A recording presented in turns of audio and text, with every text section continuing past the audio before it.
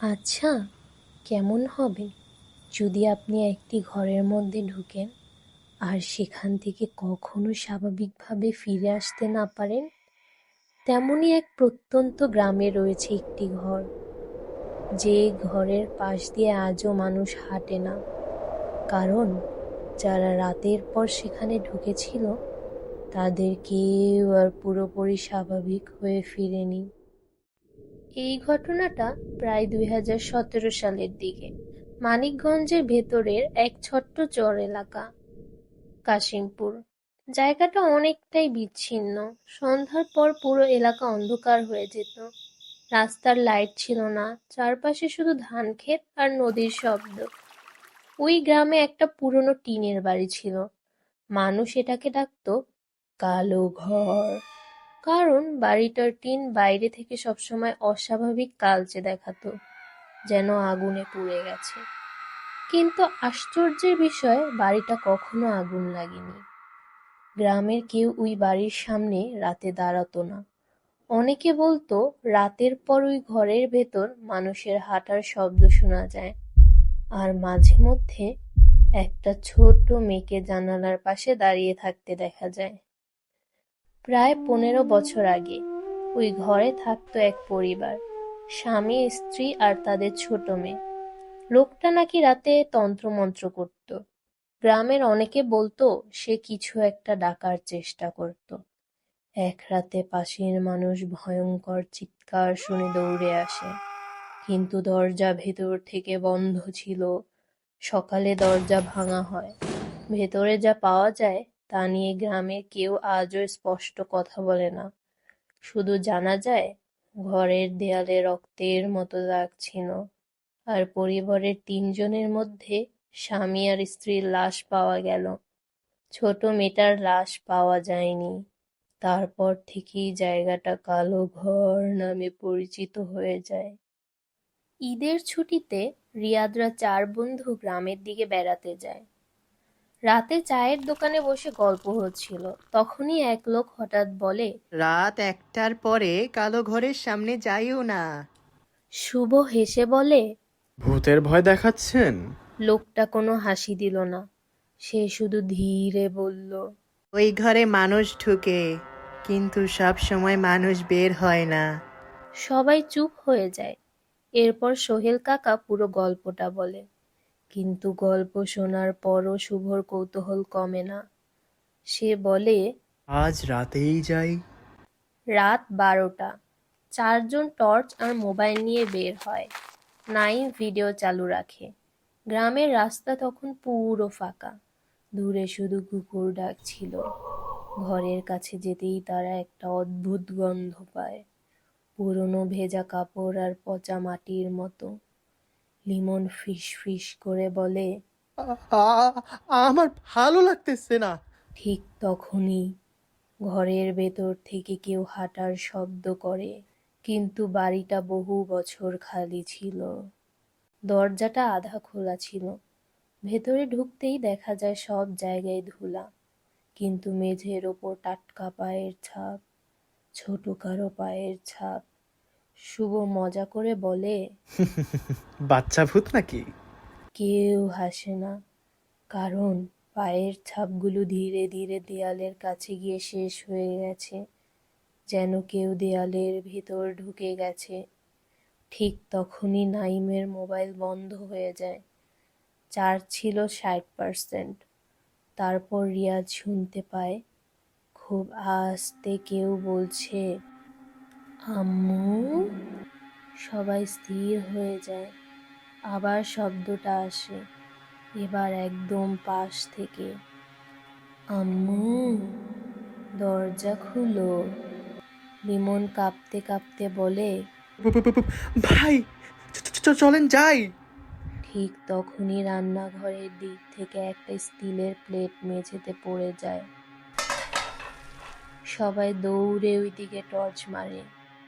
কেউ নেই, কিন্তু রান্নাঘরের দেয়ালে আঙুল দিয়ে লেখা, ও এখনো এখানে আছে। বাইরে বের হওয়ার সময় শুভ হঠাৎ থেমে যায়। সে তাকিয়েছিল ঘরের এক কোণায়। একটা ছোট মেয়ে দাঁড়িয়েছিল সেখানে, ময়লা ফ্রক, চুল মুখ ঢেকে রেখেছে। রিয়াদ ভাবে গ্রামের কোনো বাচ্চা। সে বলে, এই, তুমি কে? মেয়েটা ধীরে ধীরে মাথা তোলে, আর তখনই তারা দেখে ওর চোখের জায়গায় শুধু কালো ফাঁকা গর্ত। নাইম চিৎকার দিয়ে ভিডিও ফেলেই দৌড় দেয়। সবাই দৌড়াতে থাকে, কিন্তু শুভ পেছনে পড়ে যায়, কারণ কেউ যেন ওর পা ধরে টানছিল। শুভ চিৎকার করছিল। আমারে ছাড়, আমারে ছাড়।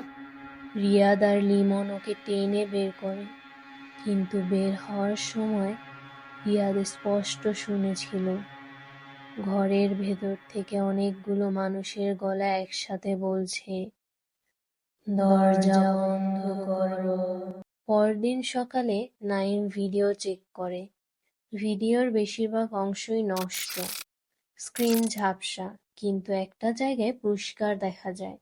যখন তারা ঘরে ঢুকেছিল তখন কোনায় ছোট মেয়েটা আগে থেকেই দাঁড়িয়েছিল, পুরো সময় চুপচাপ, তাদের দিকে তাকিয়ে, কিন্তু কেউ সেটা তখন দেখেনি। কালো ঘর থেকে ফেরার পর থেকেই শুভর আচরণ বদলে যেতে শুরু করে। প্রথম রাতেই শুভ ঘুমের মধ্যে কথা বলতে শুরু করে। ওর মা শুনেছিল। দরজা খুলছে না কেন? তারপর কয়েক সেকেন্ড চুপ থেকে আবার। আহ, আহ, ওরা বাইরে দাঁড়িয়ে আছে। দ্বিতীয় রাত থেকে ঘটনা আরো খারাপ হয়। রাত ৩টার দিকে শুভ হঠাৎ বিছানা থেকে উঠে দেয়ালের সামনে দাঁড়িয়ে থাকতো, একদম স্থির, চোখ না পিটিয়ে। একদিন তার ছোট বোন ভয় পেয়ে কাঁদতে কাঁদতে বলে, আম্মু, ভাইয়ার পেছনে একটা মেয়ে দাঁড়ায়া ছিল। গ্রামের মসজিদের ইমাম হাফেজ করিম সাহেবকে ডাকা হয়। তিনি এসে কোরআন তেলাওয়াত শুরু করেন। প্রথম কয়েক মিনিট সব স্বাভাবিক ছিল, তারপর হঠাৎ শুভ হাসতে শুরু করে, কিন্তু ওটা শুভর হাসি ছিল না। গভীর, ভাঙা, অস্বাভাবিক একটা শব্দ। হুজুর আয়াত পড়া বাড়াতেই শুভ দেয়ালে মাথা ঠুকতে শুরু করে। তার মা চিৎকার করে কাঁদছিল। হুজুর পরে বাইরে এসে শুধু বলেন, এটা সাধারণ কিছু না। পাশের জেলা থেকে আরো ২ জন পরিচিত রুকায়াহ করা হুজুর আসে।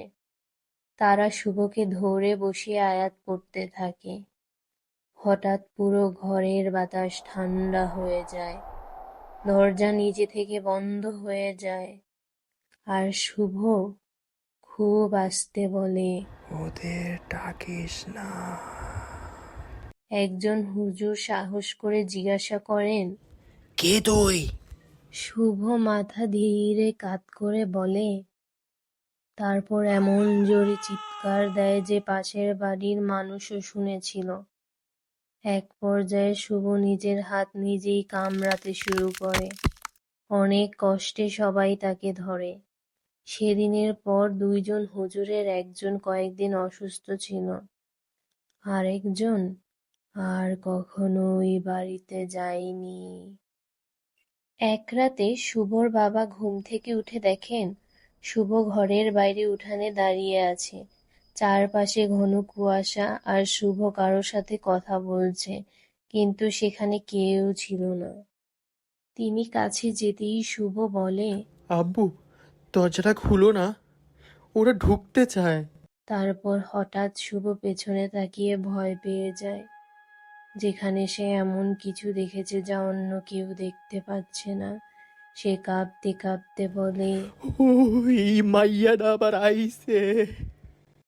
রহিমা বুড়ি পরে একটা কথা বলে, যা আগে কেউ জানতো না।